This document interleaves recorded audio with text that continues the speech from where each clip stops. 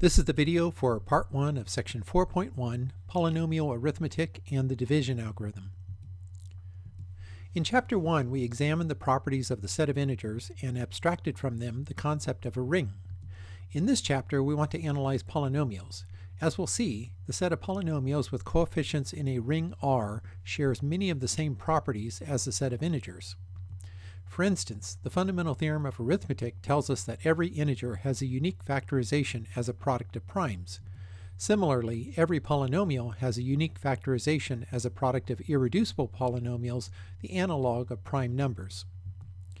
To emphasize the similarities between the set of polynomials and the set of integers, the results in this chapter in the first three sections are analogous to results in the first three sections of Chapter 1. So in Section 1 of Chapter 1, we discussed the division algorithm for integers, z. In Section 1 of this chapter, we're going to introduce the division algorithm for f bracket x, which is the ring of polynomials with coefficients in a field f. In Section 2 of Chapter 1, we discussed divisibility of integers. In Section 2 of Chapter 4, we'll look at the divisibility of polynomials.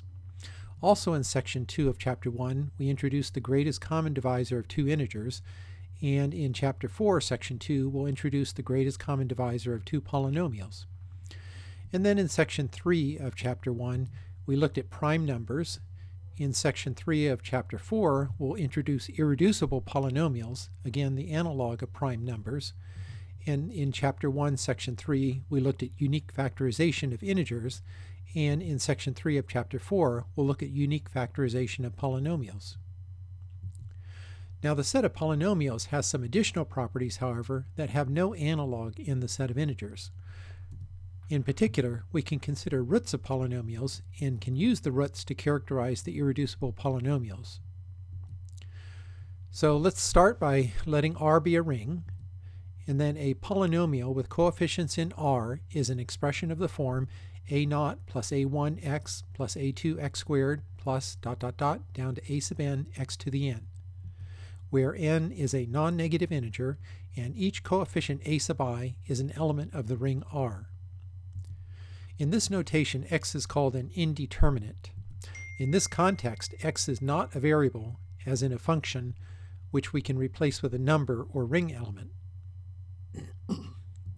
Instead, we can think of x as being a placeholder whose powers keep track of the coefficients in the polynomial.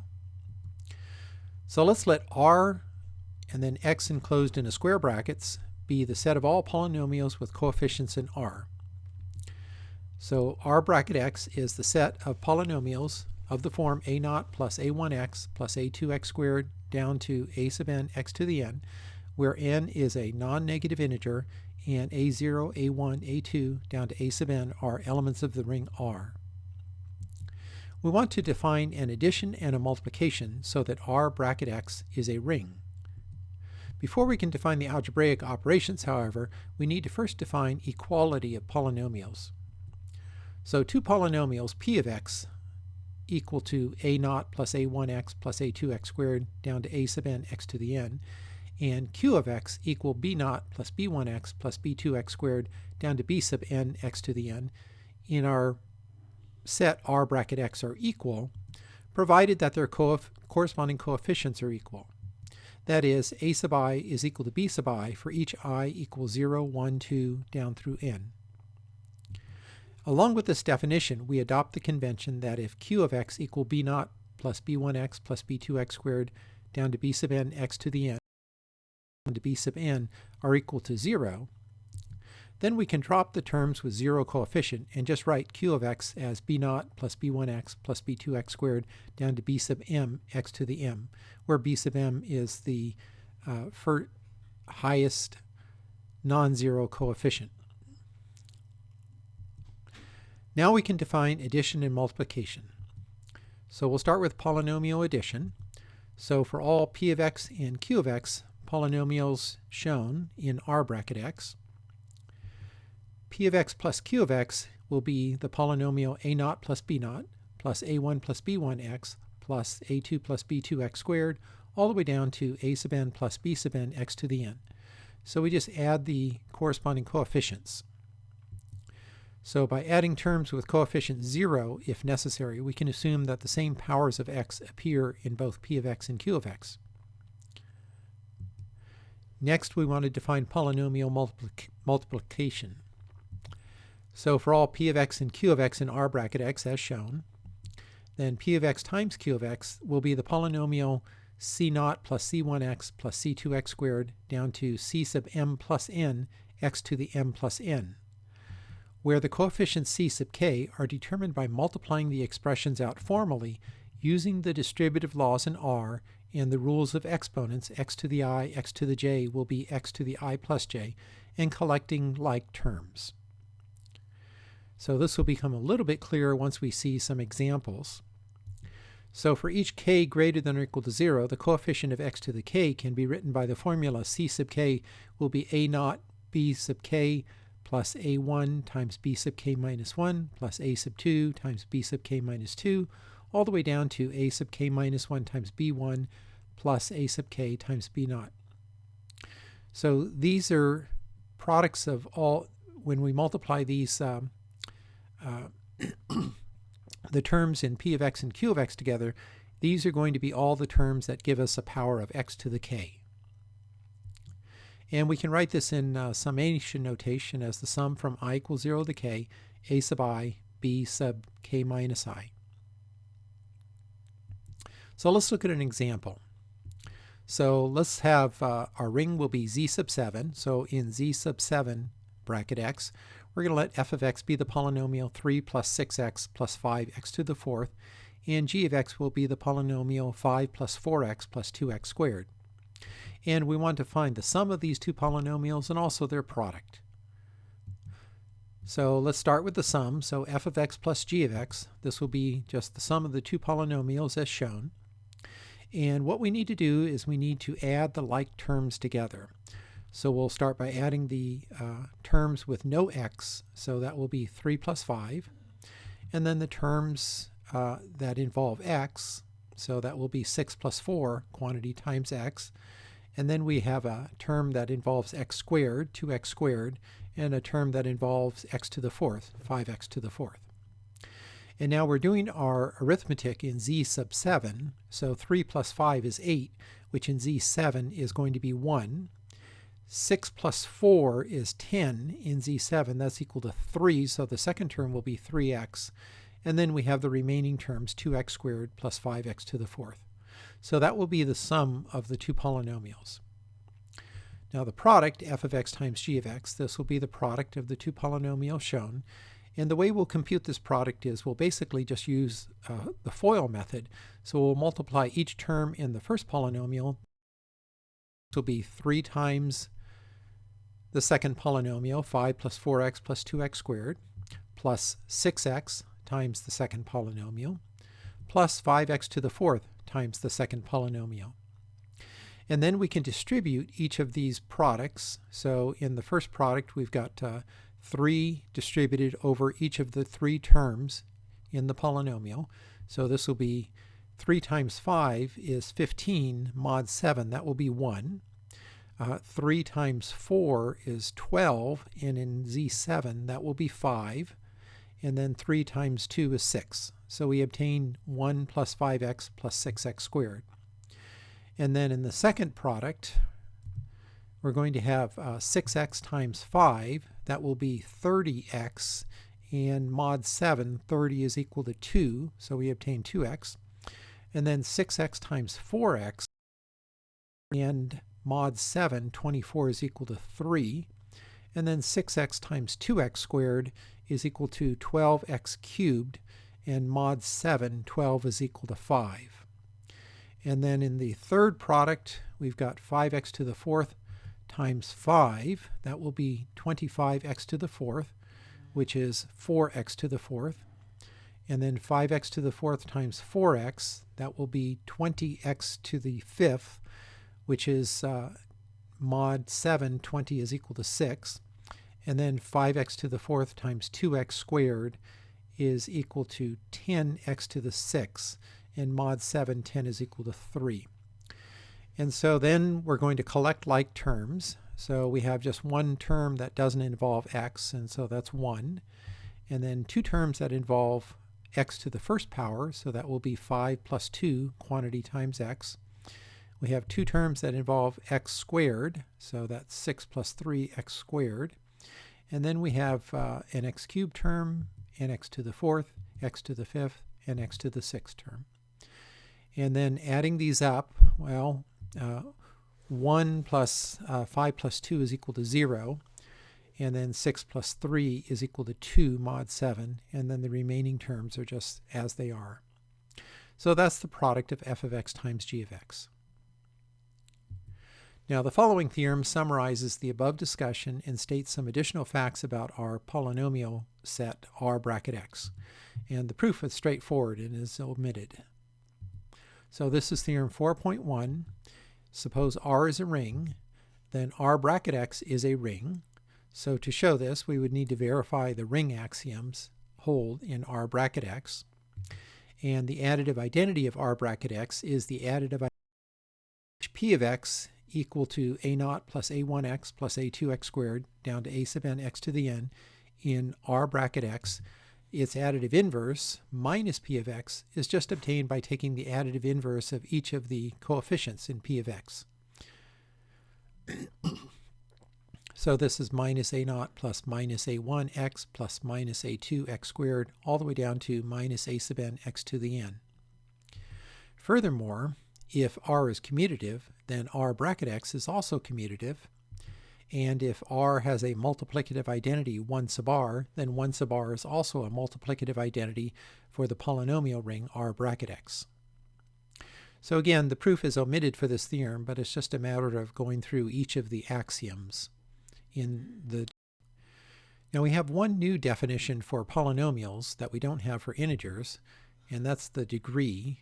So let f of x equal a naught plus a1x plus a2x squared plus all the way down to a sub n x to the n be a polynomial in R bracket x with a sub n not equal to 0 sub r. Then a sub n is called the leading coefficient of f of x. The degree of f of x, denoted just deg of f of x, is the integer n. So the degree is the highest power of x that appears in the polynomial. So degree of f of x is the largest exponent of x that appears with a non-zero coefficient, and this coefficient is the leading coefficient. A couple simple remarks. If we suppose a sub naught is an element of R, then the polynomial f of x equal a sub naught is called a constant polynomial. So if we have basically no powers of x, or just the 0th power of x, then we have a constant polynomial. And if a sub naught is not equal to 0 sub r, then the degree of our constant polynomial f of x is going to be 0. However, if a sub naught is equal to 0 sub r, then we say that the degree of f of x is undefined. So this is just a special case. For the 0 polynomial, it has no degree, or the degree is undefined. And by identifying R with the set of constant polynomials, the set a sub naught as a sub naught ranges over the elements of R, we can view R as a subring of R bracket x. So our next theorem is theorem 4.2. Suppose R is an integral domain, then for all f of x, g of x in R bracket x, if f of x and g of x are non-zero, then the degree of the product f of x times g of x will be equal to the sum of the degrees, the degree of f of x plus the degree of g of x. So to prove this, well, let's suppose that f of x and g of x are arbitrary non-zero polynomials in R bracket x as shown. So f of x has coefficients a naught, a1 down to a sub n, and g of x has coefficients b naught, b1 down to b sub m. And we need to show that the degree of the product f of x times g of x is equal to the sum of the degrees of f of x and g of x. Now, since f of x and g of x are non-zero, then we can assume a sub n is not equal to 0 sub r and b sub m is not equal to 0 sub r. So those are the two leading coefficients of f of x and g of x respectively, so that the degree of f of x will be n, the highest power of x that appears in f of x, and the degree of g of x will be m, the highest power of x that appears in g of x. And so then the product f of x times g of x, that will be the product of our two polynomials shown. And we can multiply out some of the terms here and write out some of the terms here. So this will be a naught b naught will be the constant term, or the x to the 0 term in the product. And then the x term will be a naught times b1 plus a1 times b sub naught times x. And then the x squared term will be a sub naught times b sub 2 plus a1 b1 plus a2 b naught times x squared. Okay, so those are the terms, those will be the coefficients of the terms that result in x squared. And we continue this all the way down to the highest power term is obtained by multiplying the highest power terms in each of the individual polynomials. So this will be a sub n times b sub m times x to the n plus m. Now, since R is an integral domain, then it satisfies axiom R11, the zero factor property. And then a sub n not equal to 0 sub r and b sub m not equal to 0 sub r imply that their product, a sub n times b sub m, is not equal to 0 sub r. It follows that f of x times g of x is a non-zero polynomial with the degree of f of x times g of x is going to be n plus m. And this is equal to the degree of f of x plus the degree of g of x. And so this proves the theorem. Now it follows from the proof of the theorem that the product of any two non-zero polynomials in an integral domain is non-zero. This implies the following corollary. This is corollary 4.3. For any ring R, if R is an integral domain, then so is R bracket x. To prove this, well, suppose R is an arbitrary integral domain, and we need to show that R bracket x is an integral domain. Now, since R is an integral domain, then it's a commutative ring with identity. That's part of the definition of an integral domain. It then follows from Theorem 4.1 that R bracket x is also a commutative ring with identity. So those were two parts of Theorem 4.1. And since R bracket x also satisfies the zero factor property by Theorem 4.2, then R bracket x is an integral domain. Now the proof of the theorem actually shows the following more general result. And so this is corollary 4.4. Suppose R is a ring for all f of x and g of x in R bracket x if f of x, g of x, and the product f of x times g of x are all non-zero, then the degree of the product will be less than or equal to the degree of f of x plus the degree of g of x. So to prove this, let's suppose that f of x and g of x are arbitrary non-zero polynomials in R bracket x as shown. Then from the proof of the theorem, the product equals the polynomial shown. And since the largest possible power of x that has a non-zero coefficient is x to the n plus m, then the degree of f of x times g of x will be less than or equal to n plus m. Okay, it will be equal to n plus m provided the coefficient of x to the n plus m is non-zero, but in the case that that coefficient is 0, then the degree will be strictly less than n plus m. And this is equal to the degree of f of x plus the degree of g of x. So the degree of the product is less than or equal to the sum of the degrees. So in the theorem, we assumed that we had an integral domain, and that meant that the coefficient of the highest power of x was not going to be 0. And so that meant that the degree of the product was going to be equal to n plus m. But if we just have an arbitrary ring, which is not necessarily an integral domain, this product could turn out to be 0, even though the individual factors a sub n and b sub m are not 0. And in that case, the degree of the product will be strictly less than the sum of the degrees. For an example, in z sub 6 bracket x, let's let f of x be the polynomial 2x cubed plus 1, g of x is 4x squared plus 3x, and h of x is 3x to the 5th plus 4x to the 4th. We want to find the products f of x times g of x and f of x times h of x. So f of x times g of x is 2x cubed plus 1 times 4x squared plus 3x. And so we multiply this out using FOIL. So this is 2x cubed times 4x squared plus 3x plus 1 times 4x squared plus 3x. And this will be 2x to the fifth plus 4x squared plus 3x. So 2x cubed times 4x squared, the first term on the right is 8x to the fifth, and in z sub 6, 8 is equal to 2. The second term is 2x cubed times 3x. That will be 0 since it's equal to 6x to the fourth. And then we have the other two terms. And f of x times h of x, so this will be 2x cubed plus 1 times 3x to the fifth plus 4x to the fourth. And this is, again, using FOIL, 2x cubed times h of x plus 1 times h of x.